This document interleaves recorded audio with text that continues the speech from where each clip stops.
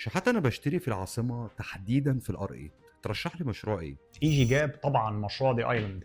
طب أنت ما خدتش وقت حتى في التفكير. بلا منازع ايجي جاب لو البادجت بتاعتك تسمح انك تشتري معاهم اشتري 100% لاسباب كتير. اولا مطور مستقر جدا ماديا، ثانيا حجم مبيعات محترمه بدون بروباجندا كبيره لان عنده اوريدي عملاء شاريين معاه ومبسوطين بالتشغيل والتنفيذ فبالتالي بيشتروا معاه تاني. ده بيضمن ان في كاش فلو مستمر يقدر ان هو يبني بيه. ثالثا المطور مشغل اكتر من مشروع قبل كده بشكل ممتاز سواء تنفيذ او صيانه او اداره. رابعا مطور بعيدا عن اي مشاكل ومن النوادر جدا انك تلاقي مطور مفيش عليه حتى مشكله واحده ايا كانت. خامسا والاهم ماستر بلان منطقيه يقدر ان هو ينفذها، مش مجرد بس شويه الوان على ورق. ماشي، بس هم تسعيرهم أعلى شوية. بالعكس انا بشوف ان تسعيرهم مناسب جدا، يعني المطورين المعروفين في العاصمه تقريبا بيبيعوا بنفس اسعارهم. لو المطور لسه بيبدا بيبيع اكيد باسعار اقل شويه، لكن اعتقد انت في غنى عن فكره انك تشتري حاجه وتبقى قاعد قلقان هل يا ترى هيسلمني في الميعاد، هيسلمني بنفس المواصفات، طب التشغيل مستوى الصيانه شكله عامل ازاي فيما بعد، اللي ممكن ينزل من قيمه استثمارك. وعندنا امثله كتير على كده. فانت لو حسبتها بالشكل ده اعتقد انك هتلاقي تسعيره كمان اقل من المفروض.